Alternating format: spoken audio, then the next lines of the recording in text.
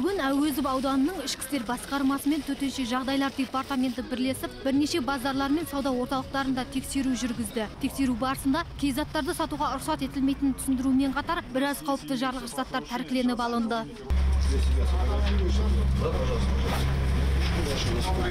Не успели полностью приобрести. Бізде барлық құжаттар тура тек кеше ғана ашылып, саудаға бүгін шыққандықтан әкімшіліктен рұқсат алып үлгермеген едік. Бұл кемшілікті әлі түзетеміз, әйтпесе адамдарға ешқандай қауіп төндірмейміз деп ойлаймын.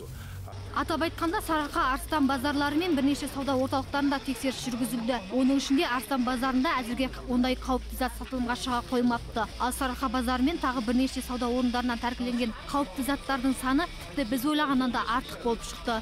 УВД Ауйского района. Басқарма мен төтенше жағдайлар департаменті бірігіп тексеріс жүргіздік. Тыйым салынған тауарлар енді біздің бақылауымызда болмақ. Ары қарай әрекетті істі анықтап барып жасайтын боламыз. Сондықтан нақты бірдеңе деу қиын қазір. Сонымен тыйым салынған, алайда сатылымға шыққан қауіпті заттар жаңа жылға жетпей-ақ тәркіленуде. Алайда ішкі істер басқармасының өкілдерінің айтуынша, егер барлық құжаттар мен рұқсат қағаздары бар екені анықталса, бұл тауарлар қайтадан өз орындарын табады екен.